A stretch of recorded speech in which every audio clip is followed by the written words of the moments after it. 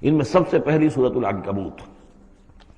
بسم اللہ الرحمن الرحیم، الف لام میم، احسب الناس ان یترکوا ان یقولوا آمنا وهم لا یفتنون۔ صدق اللہ العظیم۔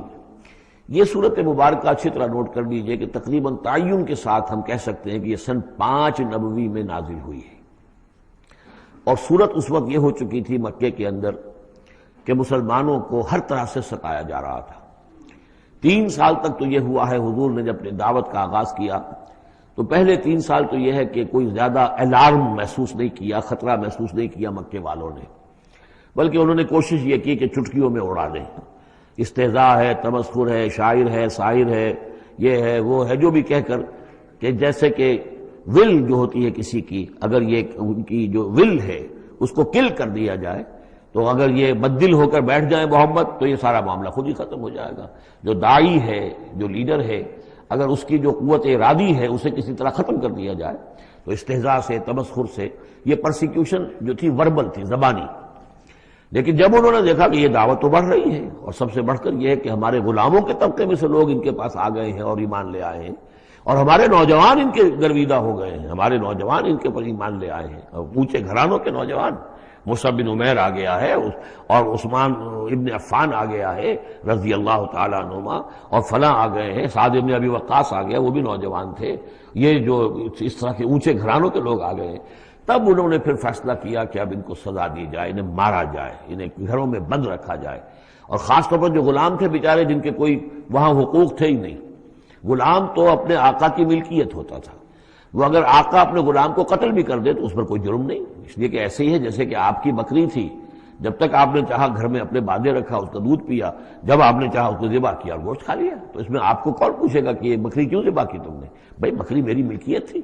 اسی طریقے سے غلام کو تو جو چاہے وہ کر سکتے تھے، جس طرح چاہیں ستائیں، ماریں، ہلاک کر دیں، کوئی ان پر مقدمہ قائم نہیں ہو سکتا، ایسا اس لیے کہ وہ اس کی ملکیت تھے۔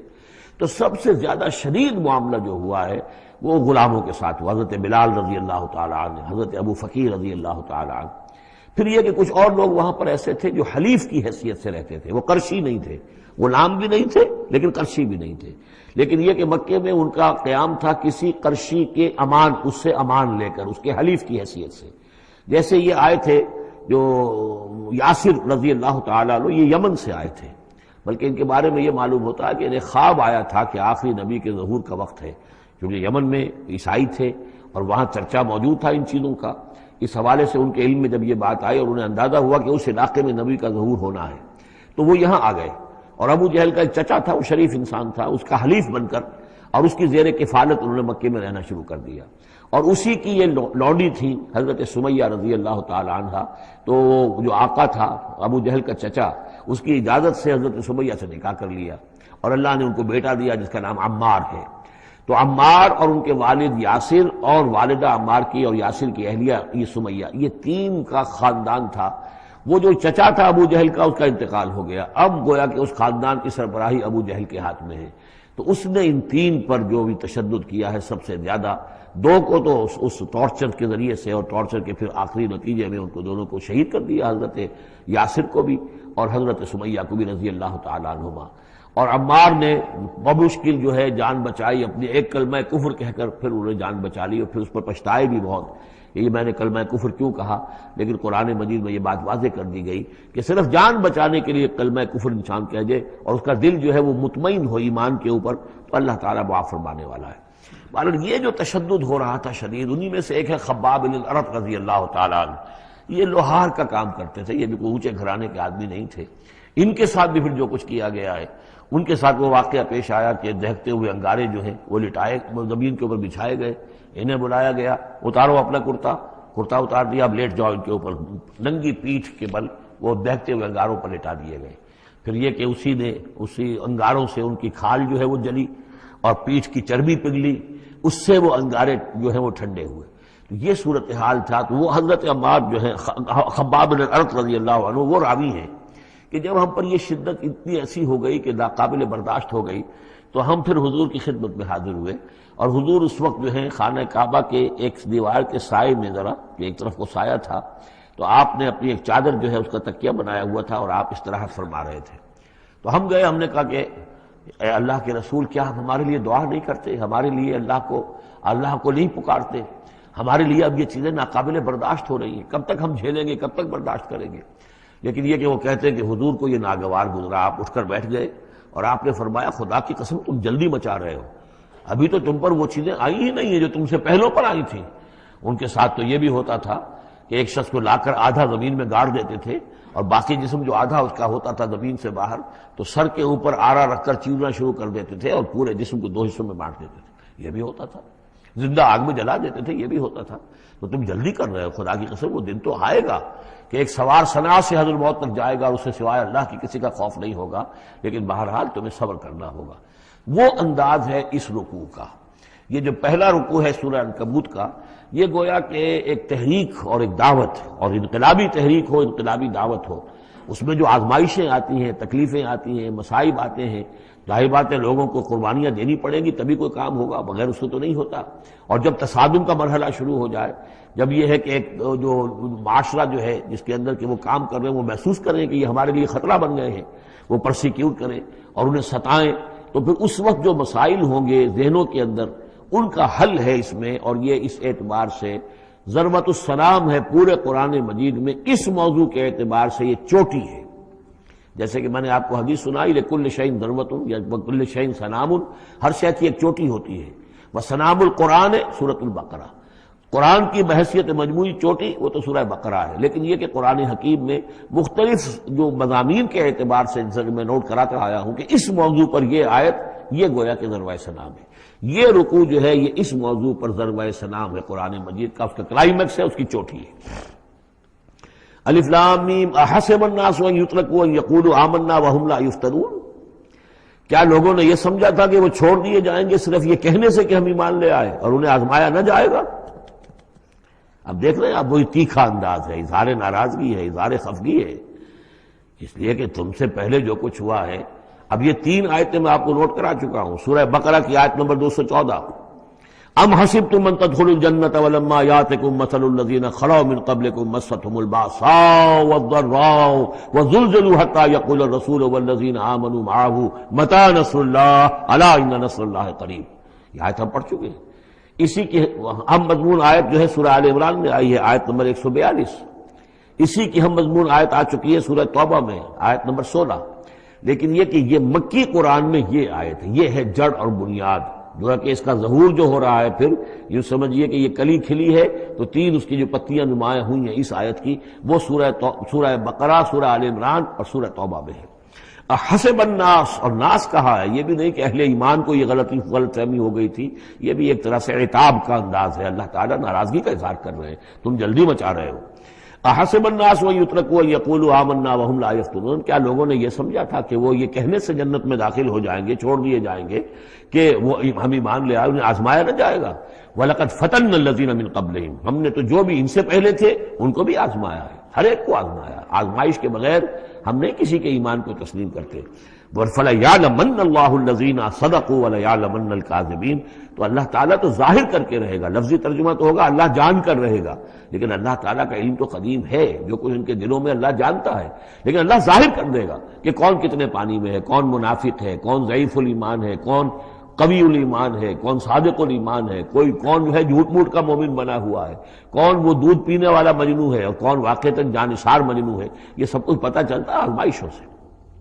اور ہم نے تو آزمایا ہے ان کو بھی جو ان سے پہلے تھے، تو لازماً اللہ واضح کر کے رہے گا، مبرہن کر دے گا ان کو بھی کہ جو سچے ہیں، اور وہ یقیناً واضح کر دے گا، نمایاں کر دے گا ان کو بھی جو جھوٹے ہیں۔ اب اس کے ساتھ ہی دیکھیے اس میں جو عجیب آپ کو بات ملے گی اس رکوع میں، یہ 2 آیتیں آئی ہیں، کیونکہ ایک آیت تو حروف مقطعات پر تھی، یہ 2 آیتیں آئی ہیں۔ اس میں تو ڈانٹ، ایک طرح کی ڈانٹ پڑ گئی ہے صحابہ کرام کے اوپر جنہوں نے ذرا سا بھی شکوہ کیا تھا، لیکن اب 2 آیتوں میں اس کی دلجوئی ہے ان کی، یعنی یہ کہ ایک طرف ترغیب ہے تو ترغیب بھی ہے۔ جیسے کوئی شفیق استاد ہوتا ہے، کبھی کسی وقت ڈانٹتا بھی ہے، کوئی گھرکی بھی دیتا ہے، کوئی جھڑکی بھی دیتا ہے، کسی وقت مارتا بھی ہے، سزا بھی دیتا ہے، پھر لیکن کسی وقت پھر یہ کہ حوصلہ افزائی بھی کرتا ہے، تھپکی بھی دیتا ہے، پیٹھ پر ہاتھ رکھتا ہے۔ تو اس طریقے سے یہ اللہ تعالیٰ کا معاملہ اپنے بندوں کے ساتھ اسی طرح ہے، جیسے کہ حدیث میں آیا خلق و عیال اللہ، مخلوق جو ہے اللہ تعالیٰ کے لیے اس کے کنبے کی حیثیت رکھتی ہے. تو دو آیتیں جو آئی ہیں وہ تو گویا کہ ایک طرح سے سرزنش کی اور اظہار ناراضگی، اظہار خفگی. اب دو آیتیں دیکھیے. ام حسب الذین یعملون السیئات ان یسبقونا، کیا سمجھا ہے، گمان کیا ان لوگوں نے جو یہ برے کام کر رہے ہیں. یہ اشارہ ہے ابو جہل جو مار رہا ہے، حضرت یاسر کو مار رہا ہے، حضرت سمیہ کو مار رہا ہے، ٹارچر کر رہا ہے، یا جو بھی امیہ ابن خلف ہے جو حضرت بلال کے ساتھ وہ سختیاں کر رہا ہے، گلے میں رسی ڈال کر، اور جو جانوروں کی لاشیں ہوتی ہیں ان کے طریقے سے گھسیٹا جا رہا ہے مکے کی گلیوں کے اندر، اور بڑی تپتی ہوئی جو ہے گلیاں ہیں اور اوپر سورج آگ برسا رہا ہے، اور سیدھا لٹا دیا گیا ہے انہیں ننگے پیٹھ، اور پھر اوپر ایک بھاری پتھر بھی رکھ دیا گیا. لوگ یہ حرکتیں کر رہے ہیں، کیا ان کا یہ گمان ہے کہ وہ ہماری پکڑ سے بچ جائیں گے؟ اب یہ بات ان کی طرف آئی تو گویا کہ اہل ایمان کے لیے ایک دل جوئی اور تشفی، ان کے زخموں پر مرہم رکھا جا رہا ہے. یہ نہ سمجھو کہ یہ بچے رہیں گے، ایک وقت آئے گا. چنانچہ خود حضرت بلال رضی اللہ تعالیٰ عنہ نے غزوہ بدر میں امیہ ابن خلف جو ان کا آقا تھا اسے قتل کیا ہے. حالانکہ حضرت عبد الرحمن ابن عوف نے کوشش کی، اس کے ساتھ کچھ ان کے تعلقات تھے پرانے، اس کی بنا پر اس کو بچانے کی کوشش کی کہ تاکہ اسے قید کر لیں، قتل نہ ہونے دیں، قیدی ہو جائے تاکہ پھر یہ کہ وہ فدیہ دے کر چھوٹ سکے. لیکن حضرت بلال کو جو غصہ تھا اس پر، تو پورا غصہ انہوں نے اس وقت اتارا ہے. اور یہی بات میں کہا کرتا ہوں کہ جو مکے میں 12 برس کہا گیا کہ ذرا اپنے ہاتھ روکے رکھو، تو نالا ہے بلبل شوریدہ تیرا خام ابھی، اپنے سینے میں اسے اور ذرا تھام ابھی، ایک وقت آئے گا کہ تمہارے ہاتھ کھول دیے جائیں گے. اور وہ ہم سورہ حج میں پڑھ چکے ہیں، اُذِنَ لِلَّذِينَ يُقَاتَلُونَ بِأَنَّهُمْ ظُلِمُوا. اب تک تمہارے ہاتھ ہم نے باندھے رکھے ہوئے تھے اور اب تمہارے ہاتھ کھولے جا رہے ہیں. ام حسب الذین یعملون السیئات ان یسبقونا ساء ما یحکمون، کیا یہ سمجھتے ہیں ابو جہل اور یہ امیہ ابن خلف اور اسی کے قبیل کے اور لوگ کہ جو یہ حرکتیں کر رہے ہیں ہم نے انہیں چھوٹ دی ہوئی ہے اس وقت ہمارے ان اہل ایمان بندوں پر، جو چاہیں یہ کر لیں، ہمیں کچھ دیر کے لیے ہم نے ان کو آزادی دے رکھی ہے، لیکن بالآخر پکڑیں گے انہیں تو ان بطش ربک لشدید، وہ پکڑ بھی بڑی سخت ہوگی.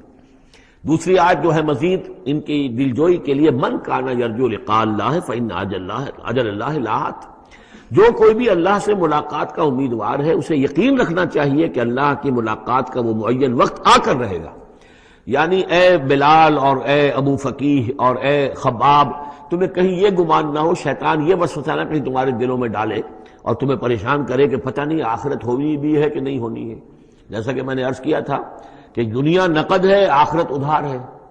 اب آپ نے جان مال تو ساری یہاں دینی ہے، دنیا میں دینی ہے، جنت ملے گی آخرت میں.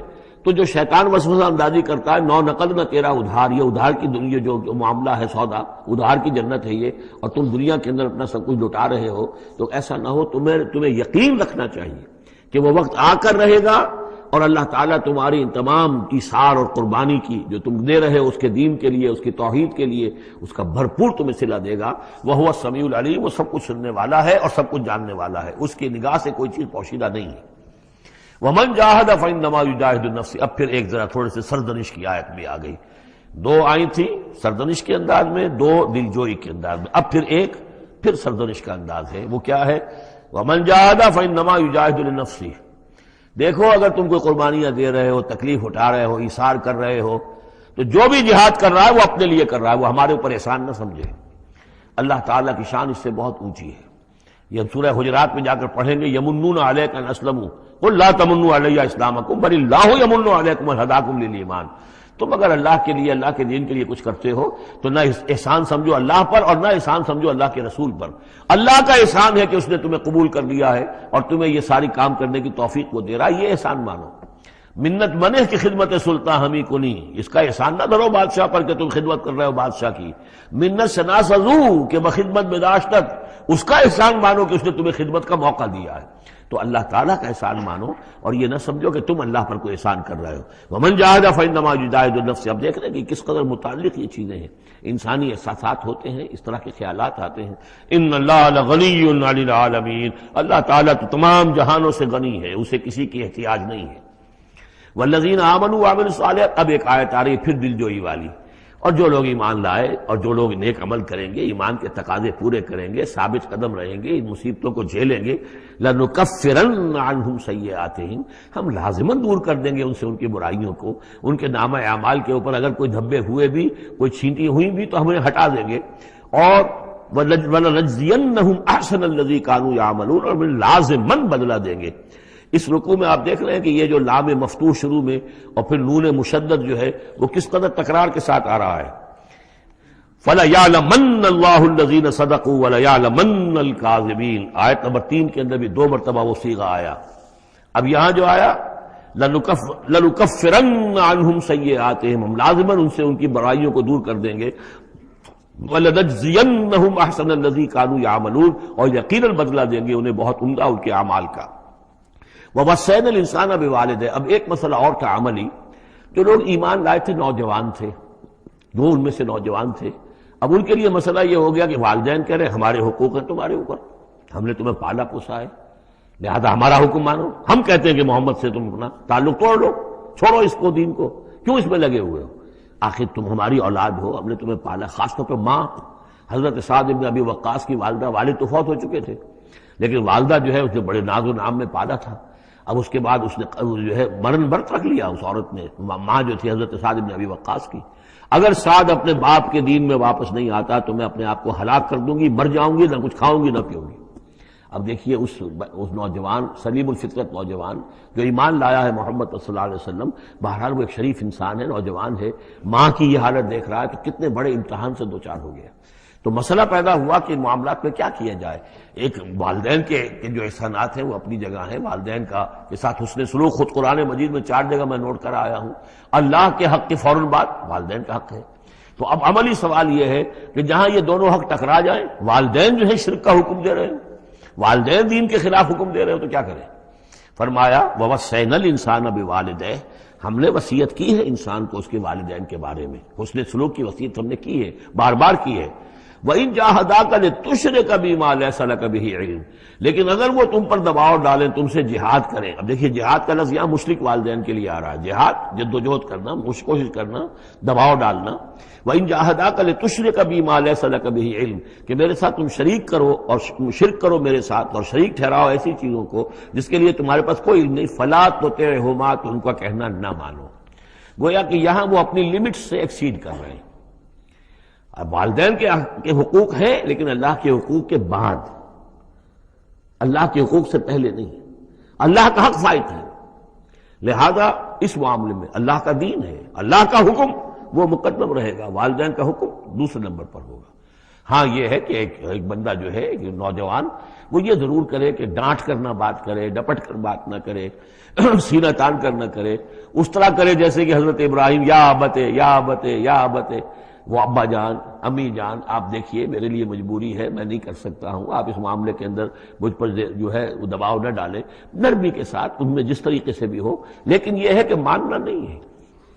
یہ بات اور مزید کھل کر آئے گی سورہ لقمان میں.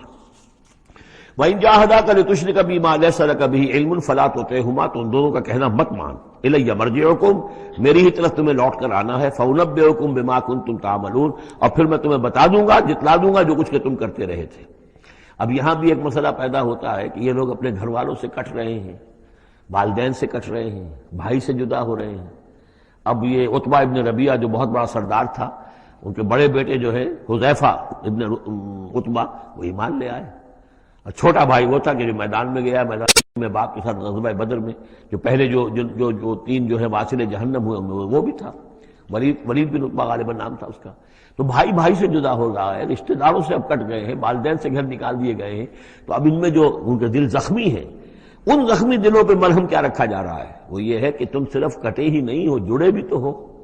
اب تم محمد سے جڑ گئے ہو، اب تم ابو بکر سے جڑ گئے ہو، اب تم یہ جو اہل ایمان کا طبقہ ہے، اب ایک نئی برادری وجود میں آ رہی ہے.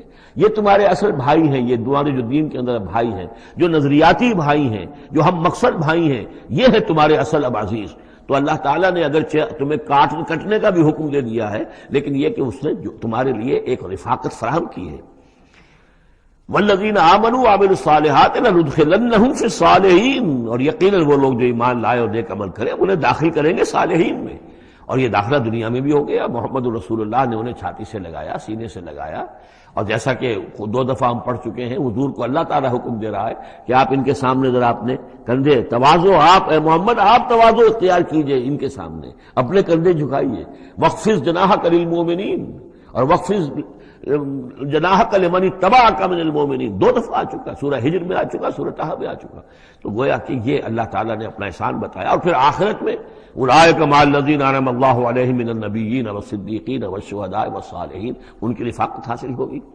اب ایک اور بڑا مسئلہ آ رہا ہے، ومن الناس من یقول آمنا باللہ، لوگوں میں سے کچھ ایسے بھی ہیں جو کہتے ہیں ہم ایمان لے آئے اللہ پر، اور لاتے بھی ہیں خلوص کے ساتھ، اخلاص کے ساتھ، کوئی جھوٹ نہیں، کوئی فریب نہیں. ظاہر بات ہے کہ مکے میں کوئی فریب کے لیے کوئی ایمان لانے والا نہیں تھا، وہ تو حالات ایسے پیدا ہوئے مدینے میں آ کر کہ جہاں ایمان کا اعلان فریب کے تحت بھی ہونے لگا. لیکن یہ کہ مکے میں تو ظاہر بات ہے جو ایمان لایا اس کو مار پڑنی شروع ہو گئی، تو اس میں خامخواہ کہے کے لیے کوئی شخص جو ہے وہ جھوٹ موٹ کا ایمان کائے کو لائے گا. لیکن یہ ضرور ہوتا ہے کہ کچھ لوگ کم ہمت ہوتے ہیں، جیسا کہ میں بارہا آپ سے عرض کر چکا ہوں. کچھ لوگ باہمت ہوتے ہیں، کچھ کم ہمت ہوتے ہیں. باہمت وہ ہے کہ جو ایمان لائے اب ہر بعد حد جو ہو سو ہو، ماں کشتی درا بنداختے، جان جاتی ہے جائے کوئی بات نہیں، جو ہو سو ہو. کچھ لوگ ہوتے ہیں جن میں اتنی ہمت نہیں ہوتی، گھبرا اٹھتے ہیں. اب ان کو بتایا جا رہا ہے کہ دیکھو اگر تم نے استقامت کا ثبوت اپنا دیا تو اس میں اس کا نتیجہ کیا نکلے گا، تمہارا کیا انجام ہوگا. اب وہ ذرا ہے کہ اس میں ان کے لیے پھر تحدید ہے. ومن الناس، لوگوں میں سے کچھ ایسے بھی ہیں جو کہتے ہیں من یقول آمنا باللہ، ہم اللہ پر ایمان لائے.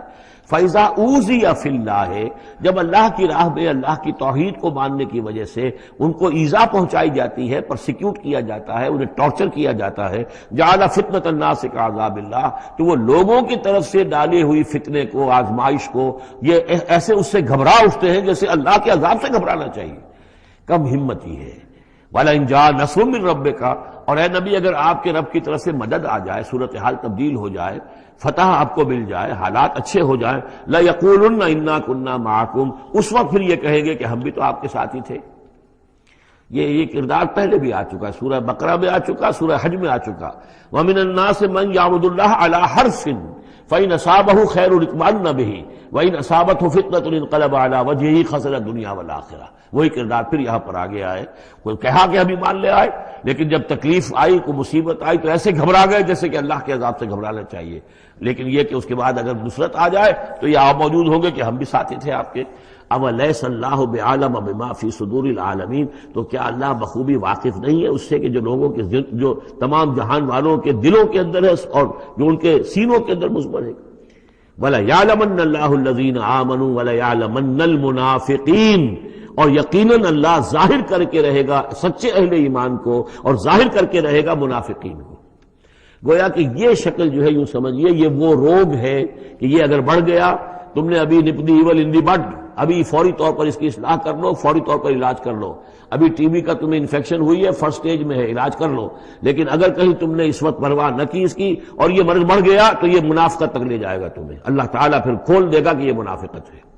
تو یہ ہے اصل میں پورے مکی قرآن میں یہ ایک جگہ ہے جہاں لفظ منافقین آیا ہے. باقی کردار آیا ہے سورہ حج کے اندر بھی، لیکن وہاں لفظ منافق نہیں ہے. وَمِنَ النَّاسِ مَن يَعْبُدُ اللَّهَ عَلَىٰ حَرْفٍ فَإِنْ أَصَابَهُ خَيْرٌ اطْمَأَنَّ بِهِ وَإِنْ أَصَابَتْهُ فِتْنَةٌ انقلب عَلَىٰ وَجْهِهِ خَسِرَ الدُّنْيَا وَالْآخِرَةَ. لیکن یہاں کھول دیا گیا یہ کردار کس کا ہے، یہ تو پھر منافقت سے. وَلَيَعْلَمَنَّ اللَّهُ الَّذِينَ آمَنُوا وَلَيَعْلَمَنَّ الْمُنَافِقِينَ.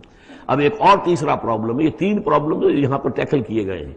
وہ نوجوان جن کے والدین ان کے اوپر دباؤ ڈال رہے تھے، یا وہ کم ہمت لوگ جو ان ایذاؤں سے گھبرا رہے تھے، اور تیسرا یہ ہے کہ کچھ بزرگ لوگ بڑے مخلصانہ انداز میں آ کر کہتے ہیں نوجوانوں سے، کہاں اپنے برباد کر رہے ہو، کیریئر برباد کر رہے ہو، اچھے بھلے تعلیم حاصل کر رہے تھے، تم جا رہے، تم کس کام میں پڑ گئے ہو، اب تمہاری تعلیم اس درجے کی نہیں رہی ہے، تمہارا کاروبار اچھا جا رہا تھا، کیریئر تھا، تمہارا پروفیشن بہت چمک رہا تھا، اور تم اس کام میں پڑ گئے ہو. دیکھو یہ تو ایک شخص نے تمہیں ورغلا دیا.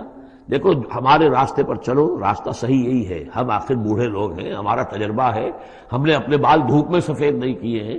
ہم تمہیں اپنے تجربے کی وجہ سے کہہ رہے ہیں کہ ہمارے راستے ہی پر چلتے رہو اور کوئی اس کے اندر نقصان نہیں ہوگا، کوئی اللہ کے ہاں پکڑ نہیں ہوگی. اور اچھا اگر اللہ کے ہاں پکڑ ہوئی تو تمہاری طرف سے ہم جواب دہ ہیں، تمہارے گناہوں کا بوجھ ہم اٹھا لیں گے. اب یہ گویا کہ نہایت ناصحانہ انداز، مخلصانہ انداز، بزرگانہ انداز، اس میں یہ بات کہی جاتی تھی. اب اس میں کیا کریں، اس کا جواب دیا گیا. وَقَالَ الَّذِينَ كَفَرُوا لِلَّذِينَ آمَنُوا اتَّبِعُوا سَبِيلَنَا، اور کہتے ہیں یہ کافر ان سے کہ جو ایمان لے آئے، ہمارے ہی راستے کی پیروی کرو، چلے آؤ انہی راستوں پر. وَلْنَحْمِلْ خَطَايَاكُمْ، ہم اٹھا لیں گے تمہاری خطاؤں کو، یعنی تمہاری خطاؤں کا بوجھ، تمہارے گناہوں کی سزا ہم بھگت لیں گے. وَمَا هُمْ وما هم بحاملین من خطاياهم من شيء، اور نہیں ہے وہ ان کی خطاؤں میں سے اٹھانے والے کچھ بھی، انہم لکاذبون، وہ جھوٹ بول رہے ہیں، ولا يحملن اثقالهم واثقالا مع اثقالهم، البتہ وہ اٹھائیں گے لازماً، پھر دیکھیے وہ ليعلمن الله الذين آمنوا ولا يعلمن المنافقين، اور یہاں پھر وہ لفظ آیا ولا يحملن اثقالهم، وہ لازماً اٹھائیں گے اپنے بوجھ بھی، اور جو گمراہ کرنے کی کوشش کر رہے ہیں اس کی وجہ سے اپنے بوجھوں میں اضافہ کر رہے ہیں، وہ مزید بوجھ ہوں گے، لیکن اے نوجوانوں اگر تم نے ان کی بات مان لی تو تمہارے بوجھ جو ہے وہ نہیں رہ سکیں گے، وہ تمہیں کو اٹھانے پڑیں گے، ولا يسألن يوم القيامة عما كانوا يفترون، اور ان سے لازماً باس پرس ہوگی قیامت کے دن جو افتراء وہ کرتے رہے تھے، جو جھوٹ انہیں گھڑا تھا کہ ہم تمہارے بوجھ اٹھا لیں گے، جبکہ لا تزر وازرۃ وزر اخری، قیامت میں کوئی نہیں ہے جان جو کسی دوسرے کا بوجھ اٹھا لے۔ یہ 13 آیات، بلکہ یہ کہ اگر حروف مقطعات نکال دے تو 12 آیات، یہ میں سمجھتا ہوں کہ کسی بھی انقلابی اسلامی تحریک کے کارکن کے لیے یہ حرز جان بننے والی آیات ہیں، کہ یہ معلوم ہے کہ اس کے ذہن میں، اس کے شعور میں پیوست ہو جائیں، جیسے کہ پتھر پر کھود دیا جائے اس طرح نقش ہو جائیں۔ بارک اللہ لی ولکم فی القرآن العظیم ونفعنی وإیاکم بالآیات والذکر الحکیم۔ وَلَقَدْ أَرْسَلْنَا نُوحًا إِلَىٰ قَوْمِهِ فَلَبِثَ فِيهِمْ أَلْفَ سَنَةٍ إِلَّا 50 عَامًا فَأَخَذَهُمُ الطُّوفَانُ وَهُمْ ظَالِمُونَ۔ صدق اللہ العظیم۔ رب اشرح لي صدری ويسر لي أمری واحلل عقدۃ من لسانی یفقہوا قولی۔ سورہ عنکبوت کے کل 7 رکوع ہیں۔ پہلا رکوع جیسا کہ میں عرض کر چکا ہوں کہ قرآن مجید کے اہم ترین مقامات میں سے ہے، خاص طور پر دعوت اور تحریک اور اللہ تعالیٰ کے دین کے غلبے کی جد و جہد میں جو مسائل درپیش ہوتے ہیں کارکنوں کو، اس دور میں جب کہ پرسیکیوشن ہو، ستایا جا رہا ہو، مشکلات آ رہی ہوں، قربانیاں دینی پڑیں، تو اس کے جتنے بھی مسائل پیدا ہوتے ہیں ان سب کا بہت ہی جامع جو بیان ہے اور رہنمائی ہے وہ اس رکوع میں آ چکی ہے۔ اسی لیے میں نے اس پر زیادہ وقت صرف کیا ہے کہ جو عام طور پہ دورہ ترجمہ قرآن کے درمیان اتنا وقت جو نہیں لگایا جا سکتا۔ تو یہ نوٹ کر لیجئے کہ مطالعہ قرآن حکیم کے جس منتخب نصاب کا میں تذکرہ کرتا رہا ہوں چند دنوں سے، اس کا جو 5واں حصہ ہے اس کا پہلا سبق جو ہے وہ اسی سورہ عنکبوت کے پہلے رکوع پر مشتمل ہے، اور یہ اس حصے کا یوں سمجھیے کہ بمنزلہ فاتحہ ہے اس حصے کے لیے۔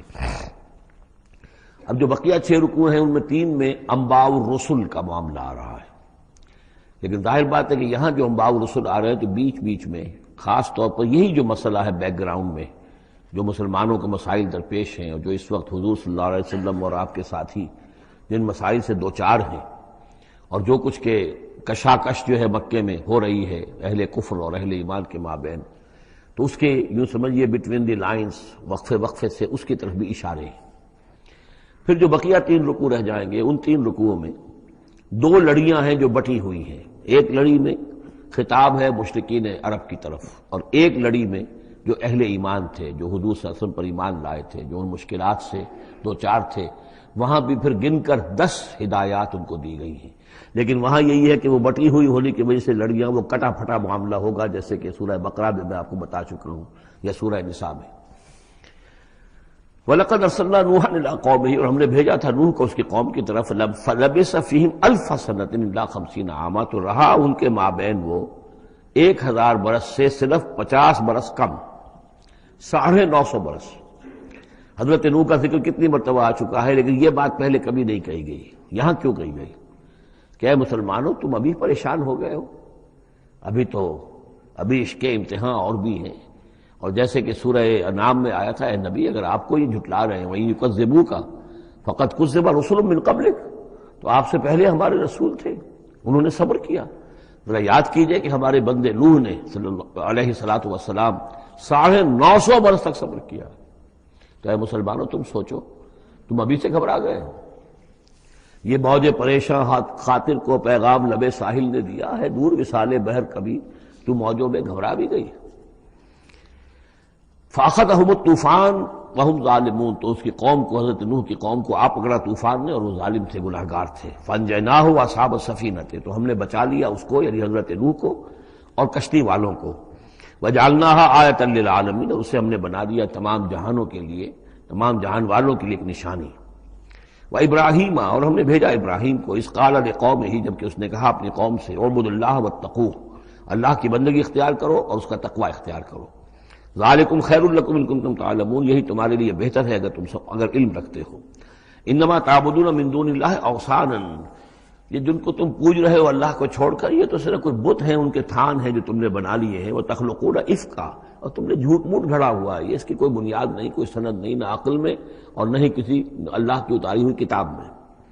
ان الذین تعبدون من دون اللہ لا یملکون لکم رزقا، یہ لوگ جنہیں تم پوجتے ہو اللہ کے سوا، وہ تمہیں رزق نہیں دینے کا اختیار رکھتے۔ فابتغوا عند اللہ الرزق، تو رزق تلاش کرو اللہ کے پاس، اللہ سے مانگو رزق، اللہ سے اپنی مشکل کشائی کی درخواست کرو، اللہ سے اپنی حاجت روائی کے لیے دعا کرو۔ وَاعْبُدُوهُ، اور اس کی بندگی کرو، وَاشْكُرُوا لَهُ، اور اس کا شکر ادا کرو، الیہ ترجعون، یقیناً اسی کی طرف تم لوٹا دیے جاؤ گے۔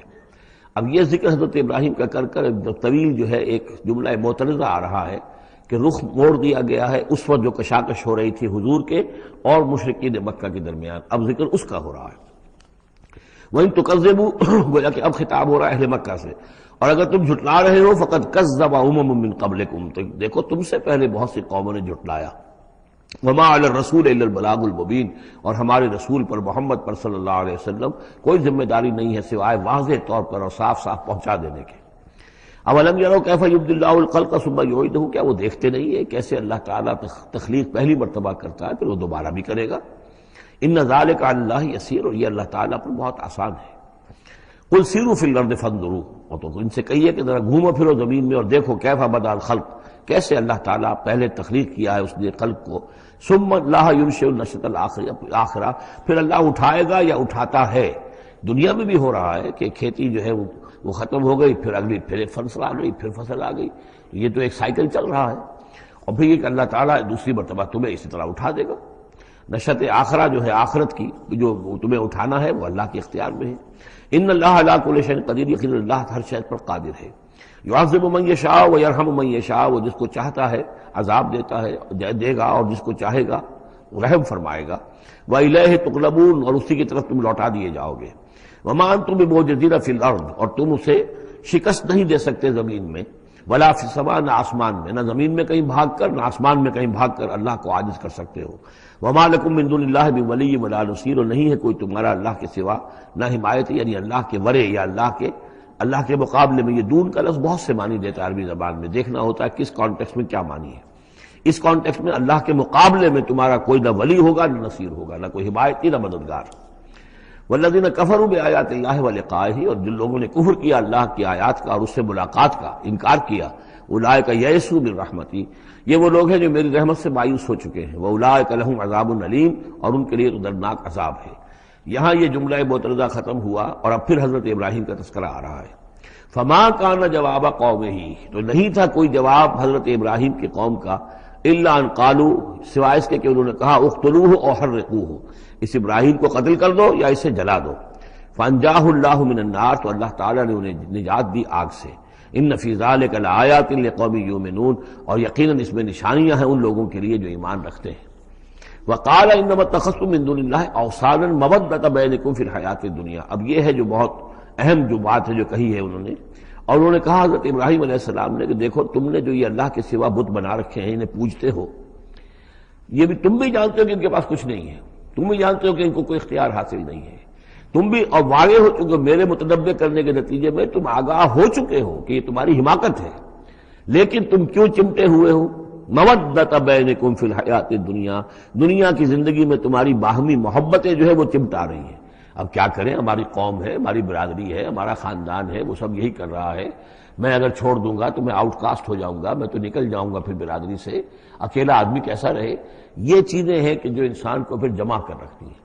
جیسے عصبیت کا ذکر آیا تھا پچھلی صورت میں کہ اب عصبیت نہیں ہونی چاہیے، اسی طریقے سے یہ عصبیت ہی نہیں بلکہ یہ کہ جتنے بھی رشتہ داریاں ہیں، دوستیاں ہیں، کاروبار ہیں، یہ معاملہ جو ہے کہ حق تم پر منکشف ہو چکا ہے، تم جان چکے ہو کہ یہ صرف کوئی شے نہیں ہے یہ تم کر رہے تھے، تمہارے آباء و اجداد نے جو رسمیں ڈالی ہوئی ہیں، اور تمہیں میں نے متنبع کر دیا ہے، تم نے اپنے جیوں میں جھانک کر دیکھ لیا ہے، اپنے گریبان میں جھانک کر دیکھ لیا ہے، اور تم پر یہ بات منکشف ہو چکی ہے کہ جو میں کہہ رہا ہوں وہ ٹھیک ہے، پھر بھی تم جو چمٹے ہوئے ہو اپنے اس نظام کے ساتھ، تو اس کا سبب صرف ایک ہے، وقال انما اتخذتم من دون اللہ اوثانا مودۃ بینکم فی الحیاۃ الدنیا، تمہاری باہمی محبتیں جو ہیں دنیا کی زندگی میں وہ تمہیں چمٹائے رہتی ہیں۔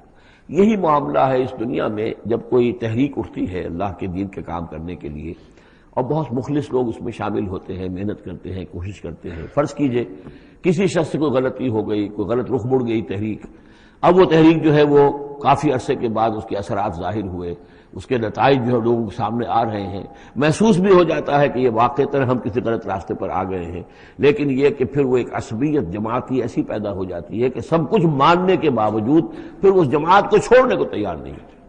ہماری دوستیاں ہیں، ہماری رشتہ داریاں ہیں، ہمارے کاروباری تعلقات ہیں، یا یہ کہ کچھ لوگوں کے تو اپنے مفادات بھی اس میں شامل ہو جاتے ہیں، اس لیے کہ کچھ عرصے کے بعد ہر جماعت جو ہے وہ ایک فرقہ بن جاتی ہے.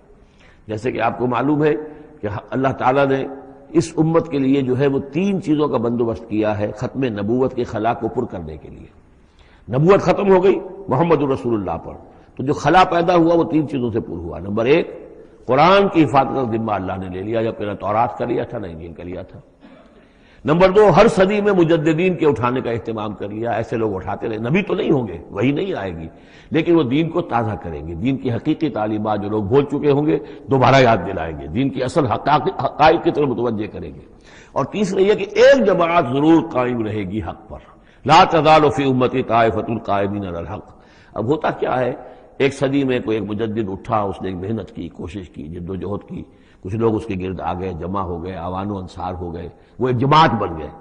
لیکن یہ کہ اگلی نسل میں کیا ہوگا، یہ لوگ جو آئے تھے اس کے ساتھ، یہ تو آئے تھے فیس ویلیو پر اس کو قبول کرنے کی، یہ دعوت صحیح ہے، لیکن ان کی اولاد اب اس لیے چمٹ رہی ہے کہ ہمارے والد تھے اس جماعت میں. اب یہ عصبیت کا ایک سلسلہ شروع ہوا. تیسری نسل میں آ کر پھر یہ ہو جاتا ہے اتنے عرصے میں اس جماعت کا ایک حلقہ بن گیا، اس کے آپس کے دوستیاں ہیں، تعلقات ہیں، لین دین بھی ہے، رشتہ داریاں بھی ہو گئی ہیں، لہذا وہ ایک فرقے کی شکل اختیار کر لیتے ہیں. اب اس فرقے کے ساتھ چمٹ کر لوگ رہتے ہیں، لیکن پھر اللہ تعالیٰ کسی اور کو اٹھاتا ہے اور پھر کوئی اللہ کا بندہ جو ہے اسی کام کو اثر نو شروع کرتا ہے. یہی ہوتا آیا ہے، اسی لیے ہر صدی میں مجددین، اس لیے کہ تیسری نسل میں آ کر دعوت جو ہے وہ لازماً اس کے اندر خرابی پیدا ہو جاتی ہے. اس لیے کہ حضور نے بھی فرمایا خیر امتی قرنی ثم الذین یلونہم ثم الذین یلونہم، بہترین میری امت کا دور تو ہے میرا اپنا دور، پھر وہ جو میرے بعد ہیں اور پھر وہ جو ان کے بعد ہیں. تو 3 نسلوں کو آپ نے خیر قرار دیا ہے. اس کے بعد ظاہر بات ہے زوال آیا ہے، ہمارے ہاں بھی آیا ہے. جب حضور کی قائم کی ہوئی جماعت میں زوال آ گیا تو اور کون ہوگا بڑا سے بڑا شخص کہ جس کی قائم کی ہوئی کسی جماعت میں زوال نہ آئے.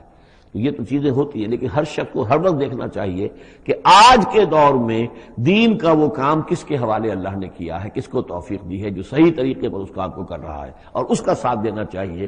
کسی جماعتی عصبیت، جس طرح کسی قبائلی عصبیت کے اندر مبتلا نہیں ہونا چاہیے، ایسے ہی کسی جماعتی عصبیت میں بھی مبتلا نہیں ہونا چاہیے. یہ ہے وہ اہم بات جو یہاں آئی ہے. قال انما اتخذتم من دون الله اوثانا مودة بينكم في الحیاة الدنیا ثم يوم القیامة يکفر بعضكم بعضا ببعض. پھر قیامت کے تم ایک دوسرے کا انکار کرو گے. تم ابھی تو بڑی دوستیاں ہیں، بڑا گٹھ جوڑ ہے. وَيَلْعَنُ بَعْضُكُمْ بعضا، تم میں سے بعض دوسروں کو لعنت کریں گے. وَمَأْوَاكُمُ النَّارُ، اور تم سب کا ٹھکانہ ہوگی آگ. وَمَا لَكُم مِّن نَاصِرِينَ، اور نہیں ہوگا کوئی تمہارے لیے مدد کرنے والے. فآمن لہ لوط، تو حضرت لوط ایمان لے آئے حضرت ابراہیم پر، وہ ان کے بھتیجے تھے. وقال انی مہاجر الی ربی، اور حضرت ابراہیم نے کہا میں اپنے رب کی طرف ہجرت کر رہا ہوں.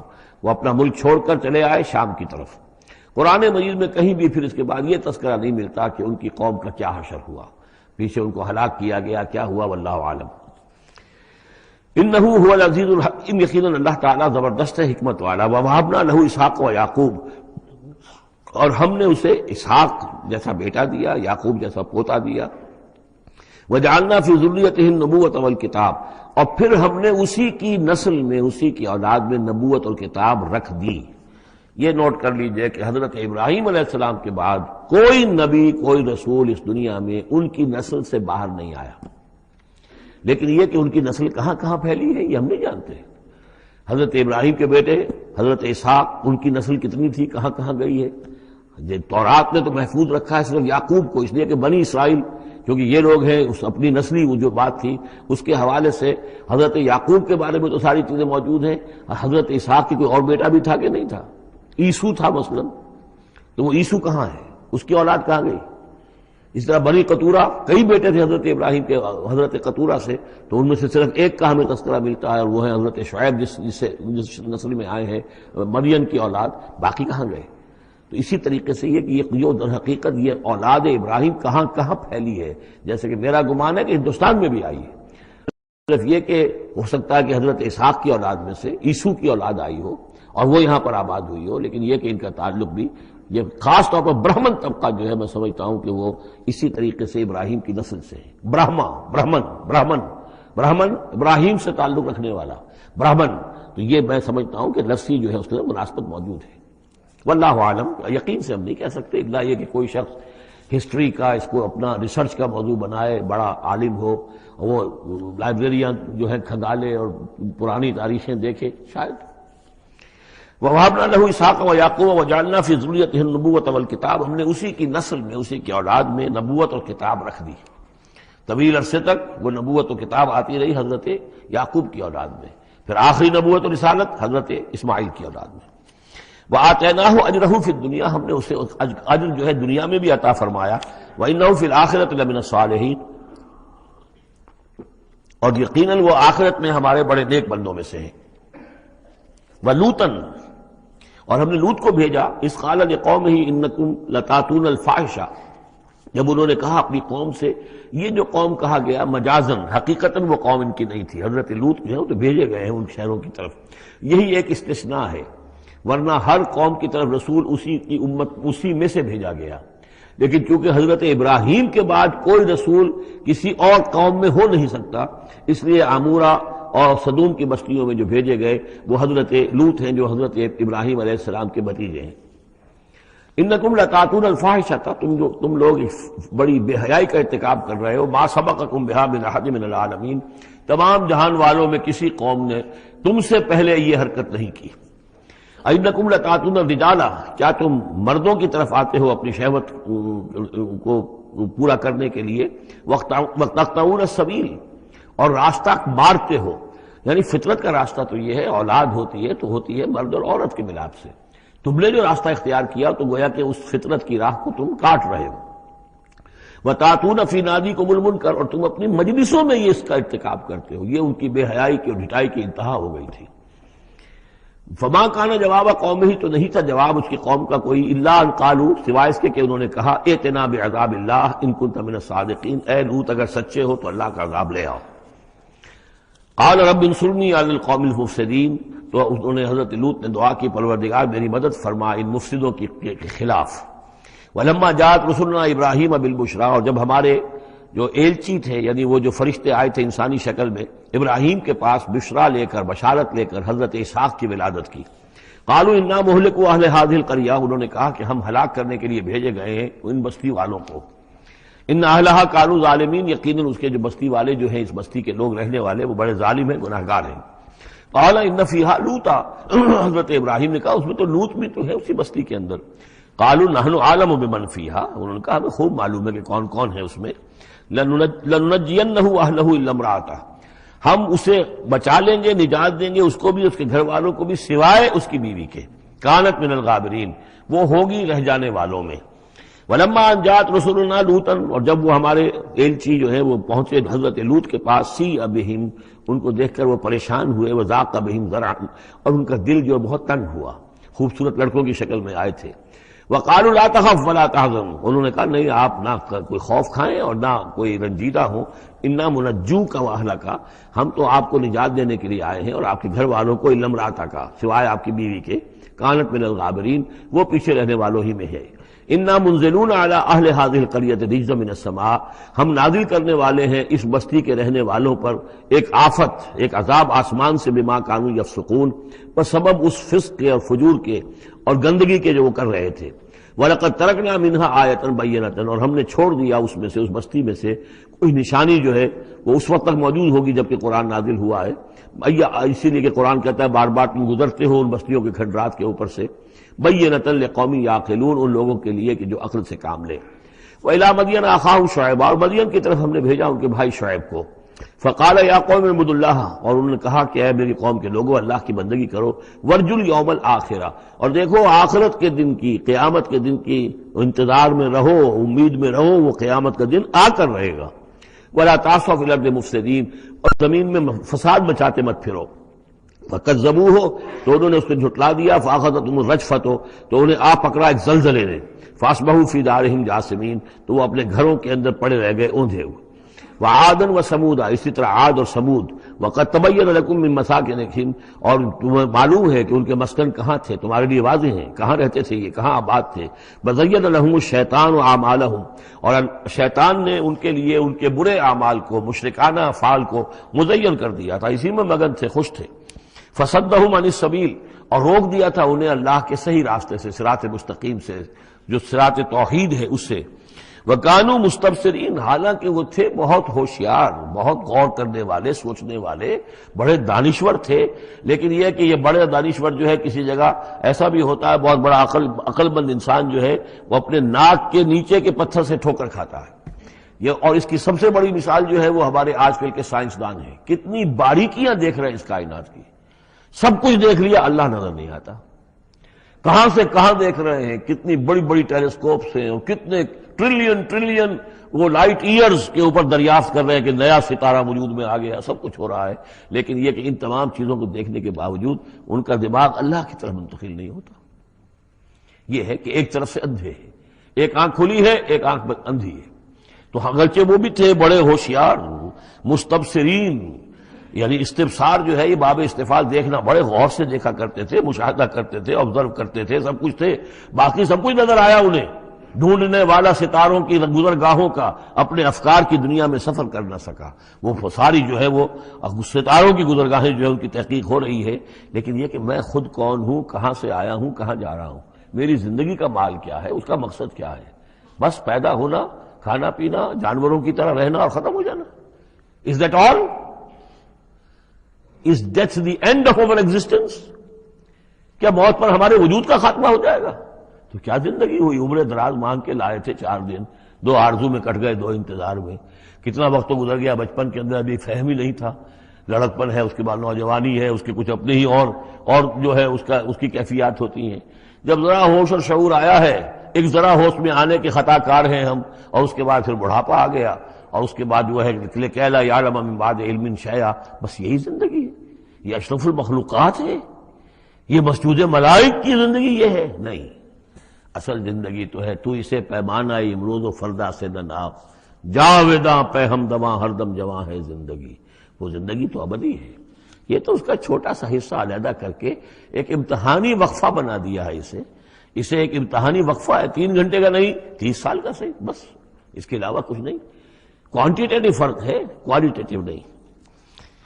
وَقَارُونَ وَفِرْعَوْنَ وَحَامَانَ، اور ہلاک کیا ہم نے قارون کو بھی اور فرعون کو بھی اور حامان کو بھی۔ وَلَقَدْ جَاءَهُم مُوسَىٰ بِالْبَيِّنَاتِ، ان کے پاس موسیٰ آئے تھے واضح تعلیمات لے کر۔ فَاسْتَكْبَرُوا فِي الْأَرْضِ، انہوں نے زمین میں تکبر کیا، وَمَا كَانُوا سَابِقِينَ، لیکن یہ کہ وہ ہماری پکڑ سے بچ کر نکل جانے والے نہیں تھے، ہم سے آگے نہیں نکل سکتے تھے۔ فَكُلًّا أَخَذْنَا بِذَنبِهِ، ہم نے سب کو پکڑا ان کے گناہوں کی پاداش میں۔ فَمِنْهُمْ مَنْ أَرْسَلْنَا عَلَيْهِمْ حَاصِبًا، تو ان میں وہ بھی تھے کہ جن پر ہم نے ایسی زوردار ہوا بھیجی جس میں پتھراؤ تھا، وہ ہوا جو ہے ان پر پتھراؤ کر رہی تھی۔ تو یہ قوم لوط پر بھی ہوا ہے، اور بعض حضرات کے نزدیک قوم عاد پر بھی۔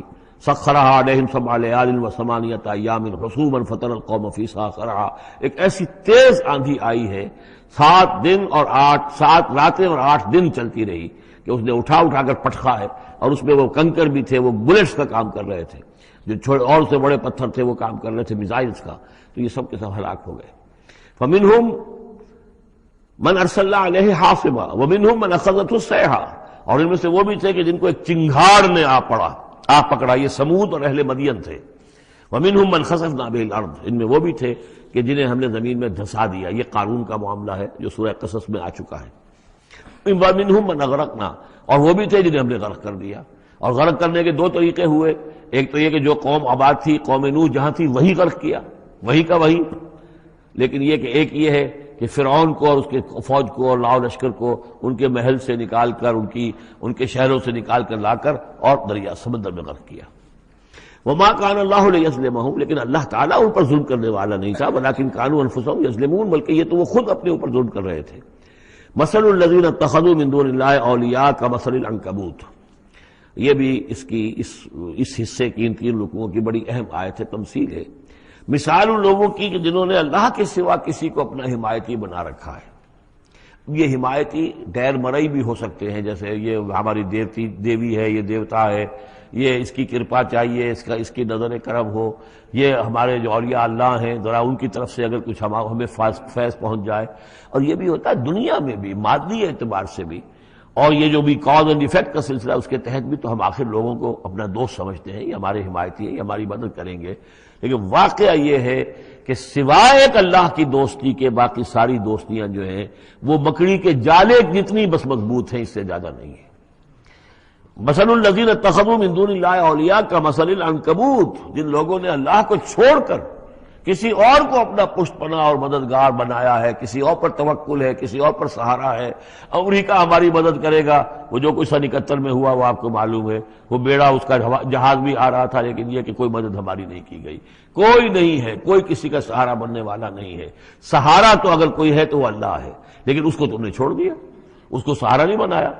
مثل الذین اتخذوا من دون اللہ اولیاء کمثل العنکبوت اتخذت بیتا، یہ مکڑی بھی تو ایک گھر بناتی ہے، جالا بناتی ہے. وَإِنَّ أَوْهَنَ الْبُيُوتِ لَبَيْتُ الْعَنكَبُوتِ، اور سب جانتے ہیں کہ تمام گھروں میں سب سے زیادہ کمزور گھر وہ اس مکڑی کا گھر ہے. لَوْ كَانُوا يَعْلَمُونَ، کاش کہ انہیں معلوم ہوتا.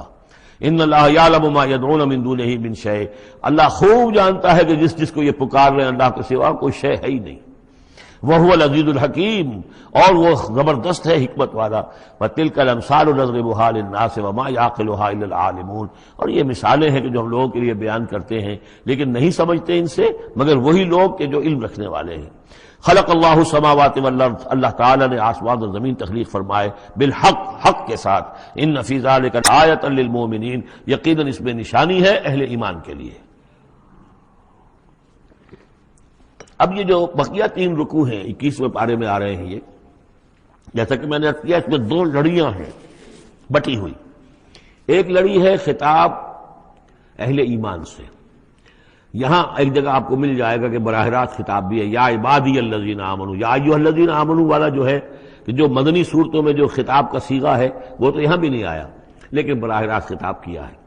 لیکن یہ کہ اگر گنتی کریں گے تو کچھ 10 احکام اور دیے گئے ہیں ان لوگوں کو جو دین کے لیے کسی محنت کے اندر جد و جہد میں، اس کو غالب کرنے کی کسی کوشش میں، اس کی تحریک میں، اس کی دعوت میں لگے ہوئے ہوں، اور اس میں ان کے لیے مصائب ہوں، مشکلات ہوں، تکالیف ہوں، پریشانیاں ہوں، تو ان کے لیے کیا ہدایات ہے.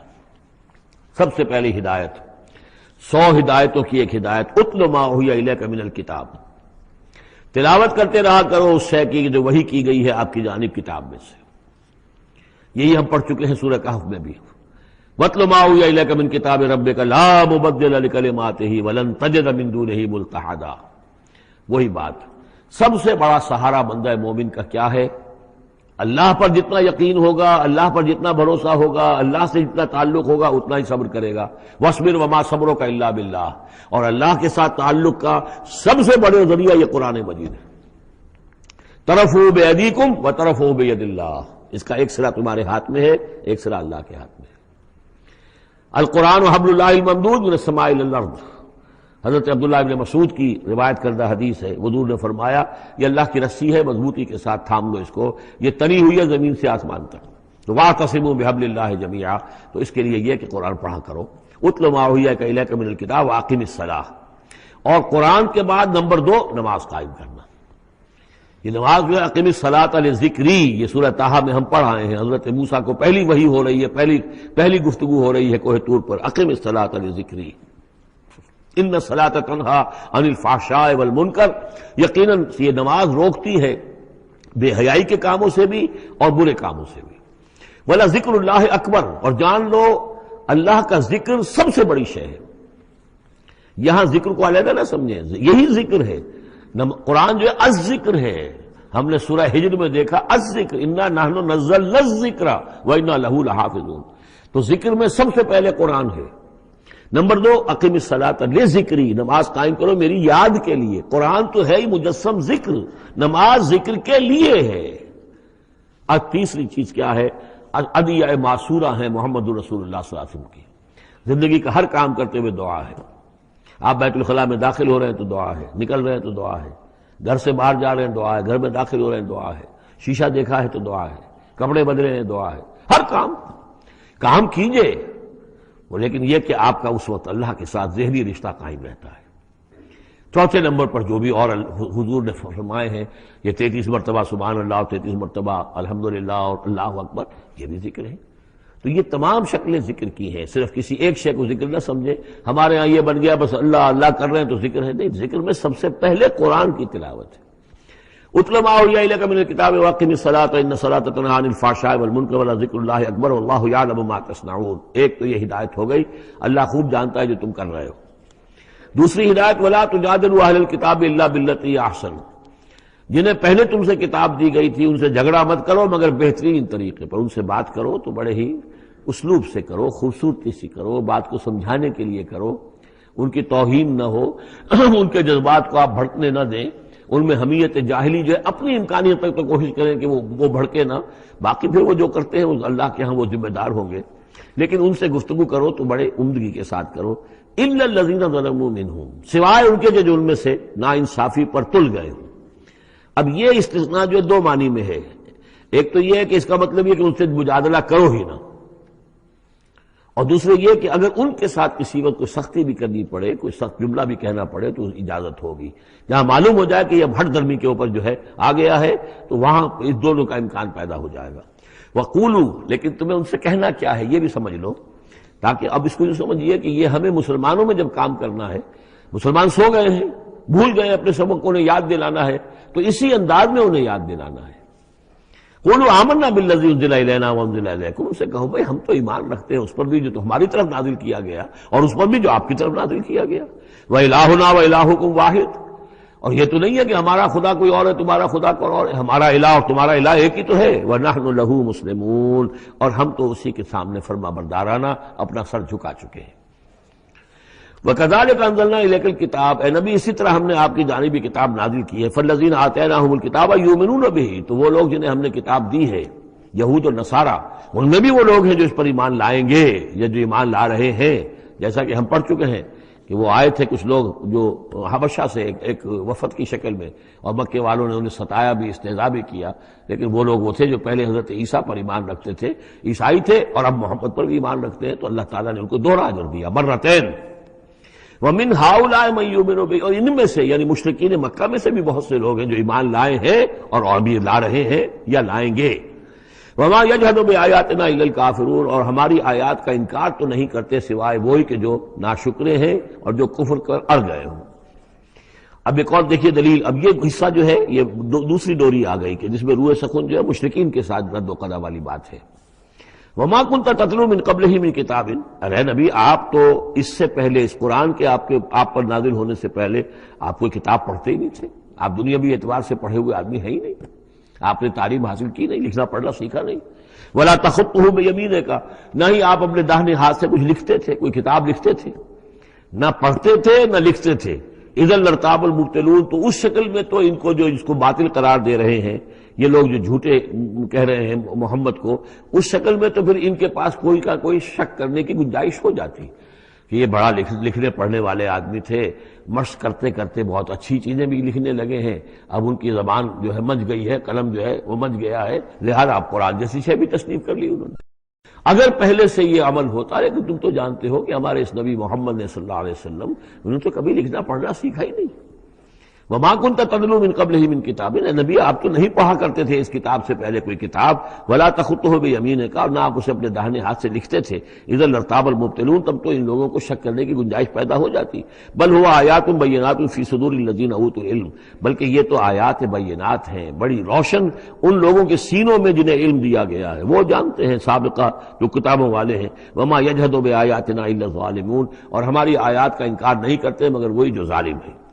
وَقَالُوا لَوْلَا أُنزِلَ عَلَيْهِ آیَاتٌ مِّن رَّبِّهِ، اور وہ کہتے ہیں کہ کیوں نہیں نازل کی جاتی ان کے اوپر کوئی نشانیاں ان کے رب کی طرف، وہی باتیں جو مستقل طور پر چلی آ رہی ہیں۔ قُلْ إِنَّمَا الْآيَاتُ مِنْ اللَّهِ، نبی کہہ دیجئے نشانیوں کا اختیار کل کا کل اللہ کے ہاتھ میں ہے۔ وَإِنَّمَا أَنَا نَذِيرٌ مُّبِينٌ، اور میں تو صرف واضح طور پر خبردار کر دینے والا ہوں۔ أَوَلَمْ يَكْفِهِمْ أَنَّا أَنزَلْنَا عَلَيْكَ الْكِتَابَ يُتْلَىٰ عَلَيْهِمْ، کیا ان لوگوں کے لیے یہ نشانی کافی نہیں ہے کہ اے محمد ہم نے آپ پر یہ کتاب نازل کر دی ہے جو ان کو پڑھ کر سنائی جا رہی ہے؟ کیا یہ قرآن معجزہ نہیں ہے؟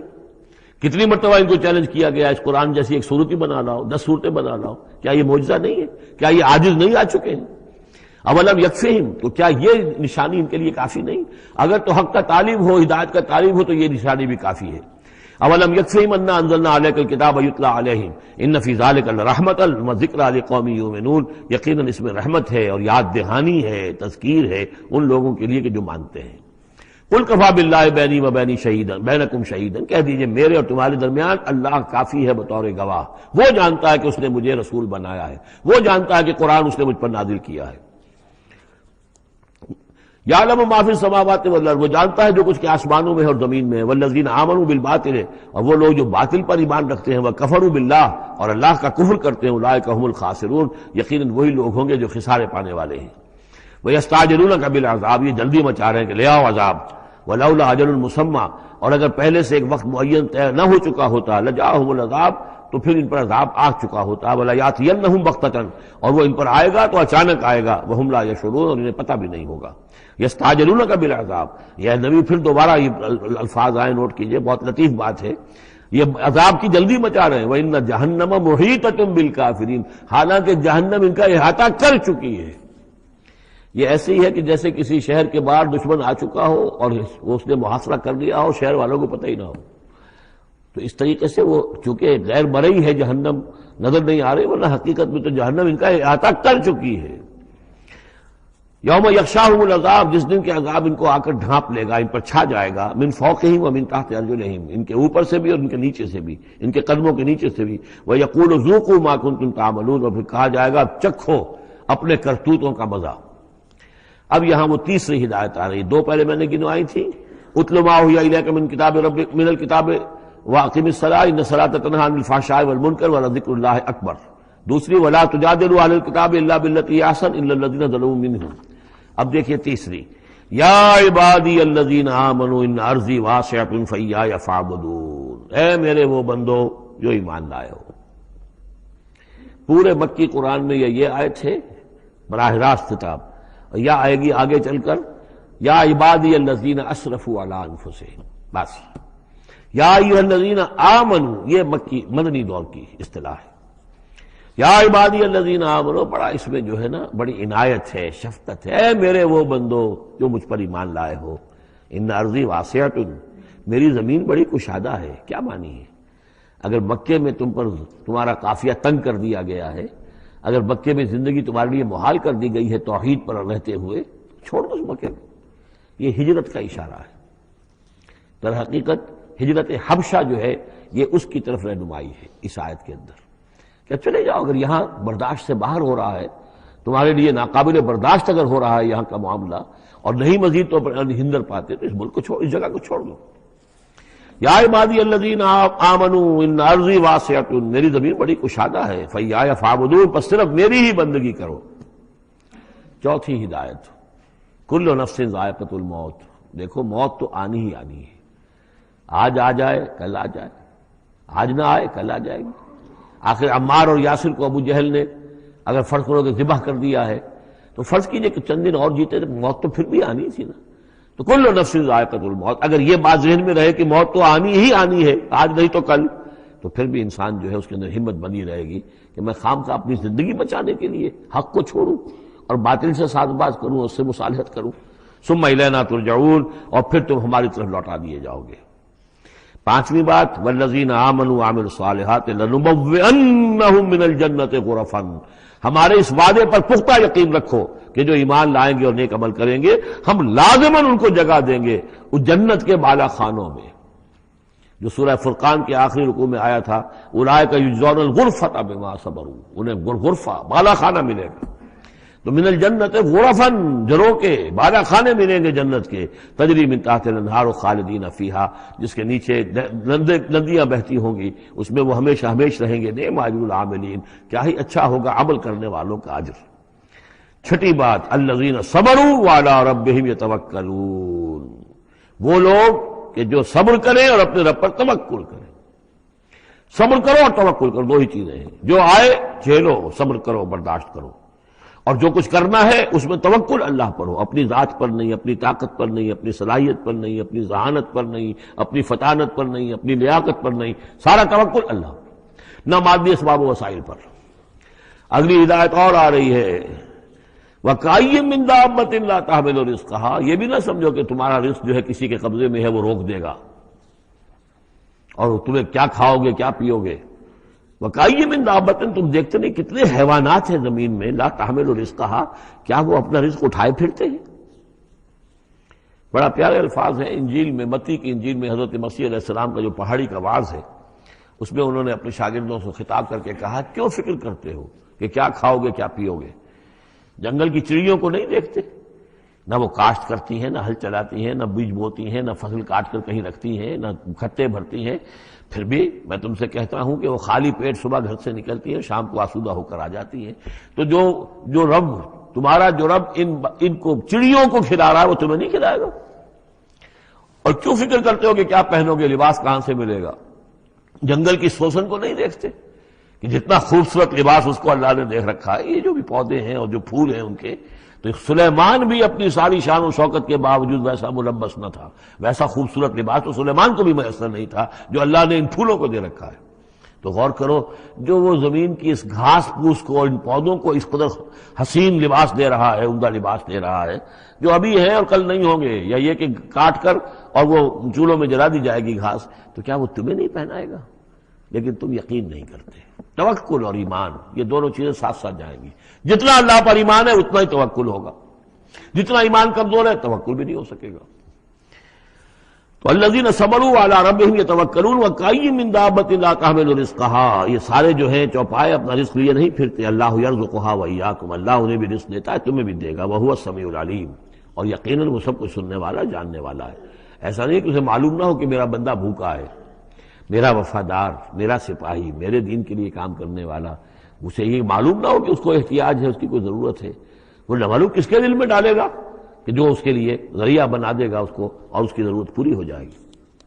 اب اس کے بعد وہ دوسری کڑی آ گئی کہ جس میں پھر اب وہ مشرکین مکہ سے، وَلَئِن سَأَلْتَهُم مَّنْ خَلَقَ السَّمَاوَاتِ وَالْأَرْضَ وَسَخَّرَ الشَّمْسَ وَالْقَمَرَ، اور ان سے آپ پوچھیں گے کس نے پیدا کیا آسمان اور زمین، اور کس نے مسخر کیا سورج اور چاند کو، لَيَقُولُنَّ اللَّهُ، وہ کہیں گے اللہ نے، فَأَنَّىٰ يُؤْفَكُونَ، پھر کہاں سے یہ لوٹا دیے جاتے ہیں۔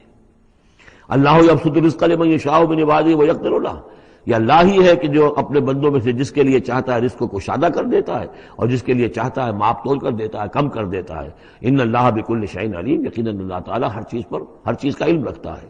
وَلَئِن سَأَلْتَهُم مَّن نَّزَّلَ مِنَ السَّمَاءِ مَاءً فَأَحْيَا بِهِ الْأَرْضَ مِن بَعْدِ مَوْتِهَا، اور اگر آپ ان سے پوچھیں گے کس نے برسایا آسمان سے پانی اور زندہ کیا زمین کو اس کے مردہ ہو جانے کے بعد، لَيَقُولُنَّ اللَّهُ، وہ کہیں گے فوراً اللہ نے کیا۔ قُلِ الْحَمْدُ لِلَّهِ، کہو پھر کل حمد کل شکر بھی اللہ ہی کے لیے ہے، بل اکثرہم لا یعقلون، لیکن یہ لوگ ان کی اکثریت عقل سے کام نہیں لیتی۔ اب اگلی اور ہدایت آ رہی اہل ایمان کے لیے، وما هذه الحیاۃ الدنیا الا لہو ولعب وان الدار الآخرۃ لہی الحیوان لو کانوا یعلمون۔ دیکھو مسلمانوں، یہ دنیا کی زندگی تو کھیل کود کے سوا کچھ نہیں، کھیل ہے، کچھ جی کا بہلا لینا ہے، یہ ڈرامہ ہے جو ہو رہا ہے۔ یہاں بادشاہ ہوتا ہے کچھ عرصے کے لیے، بادشاہ جیسے ڈرامے میں بادشاہ ہوتا ہے، لیکن جب مرے گا تو کیا وہ بادشاہت کہاں رہ جائے گی؟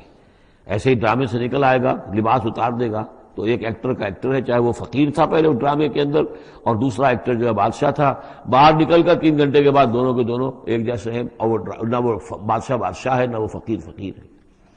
یہ ہے عارضی سا ہے، لیکن یہ کہ ان الدار الآخرۃ لہی الحیوان، یقیناً آخرت کا گھر وہ ہے اصل زندگی وہ ہے۔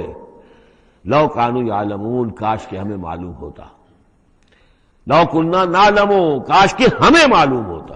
یہ بھی نوٹ کر لیجیے، آخرت کو صرف مان لینا کہ ہاں آخرت ہے، بعد سے بعد الموت ہے، یہ کافی نہیں ہے۔ یہ معلوم ہو کہ اصل زندگی وہی ہے۔